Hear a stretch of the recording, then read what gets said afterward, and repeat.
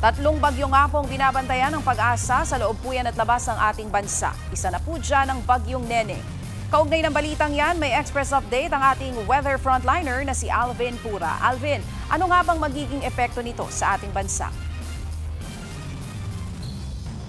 Yes, magandang tanghali, Ma'am Chat. Magandang tanghali sa ating mga manonood. Ito pong ating binabantayang tatlong bagyo sa ating nakapaligid sa ating bansa ay humihila ng habagat. Ito pong dalawang bagyo na mas malapit sa ating bansa. Pero ito pong napakalayo ay wala naman pong direktang epekto sa atin. Ito ay huling namata ng pag-asa sa higit 3,000 kilometers pa ang layo sa eastern section ng Mindanao at hindi po yan natin inaasahang papasok sa ating area of responsibility at napakalayo nga niyan, kikilos yan ng medyo malapit dito sa kanto ng ating area of responsibility sa mga susunod na araw. Pero wala po yang magiging direktang epekto sa atin. Ito namang bagyo sa labas ng PAR sa may West Philippine Sea, kagabi po yan humabol sa pagiging bagyo at yan po ay hindi rin natin inaasahang papasok sa ating area of responsibility. Yan po ay kikilos lamang dito sa ibabang bahagi ng patungo dyan sa area ng Hong Kong at wala rin po tayong nakikitang direktang epekto niyan. Hindi po yan tatama sa lupa.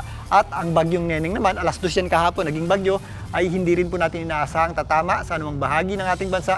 Yan po ay kikilos lamang papunta dito sa southern portion ng Japan at Taiwan at mananatiling nasa tropical depression category. Hindi natin yan inaasahang maglandfall or tumama sa lupa, pero ito pong dalawang bagyo na mas malapit sa ating bansa ang patuloy na nagpapalakas ng habagat o southwest monsoon na nagdudulot po ng malawakang pagulan, particularly dito sa kanlurang bahagi ng ating bansa. Dahil pa rin po sa ating habagat, posible pa rin yung ating mga heavy at kuminsan intense rains, yung ating mga walang humpay na pagulan sa mga areas ng Zambales, Bataan, kasama po dyan ang Occidental Mindoro. Samantalang posible naman yung ating mga katamtaman at kung minsan malalakas na pagulan dito sa Metro Manila at malalakas po yan kapag meron tayong thunderstorms na may kasamang malalakas na bugso ng hangin. Ganun din po sa areas ng Cavite, Batangas, Laguna, Oriental Mindoro at maging dito sa Bulacan, Rizal, kasama po dyan ang Pampanga, Tarlac, Nueva Ecija. May mga pagulan pa rin tayo sa areas ng La Union, Pangasinan. Kasama po dyan ang Kabundukan.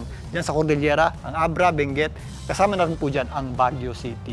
At sa mga susunod na araw, nakikitaan po natin ng pag-taper down o pag-atras ng bahagya. Ito ang ating habagat, pero mananatili po yung aktibo. Again, hihina po, pero mananatiling aktibo at magpapaulan pa rin po yan dito sa kanlurang bahagi ng Luzon. Pero dito sa Metro Manila, makikita natin na mababawasan po yung ating mga pagulan. Magpapakita na ng bahagya yung ating araw, pero maghanda pa rin po tayo mga kapatid sa mga posibleng pagulan at thunderstorms, lalong-lalo na sa hapon at gabi. Ciao! Maraming salamat nga kay Alvin Pura para po sa ating lagay ng panahon. Mga kapatid, Nikki de Guzman po. Para sa pasada ng mga rumaratsyadang balita, mag-follow at mag-subscribe na sa social media pages ng News 5.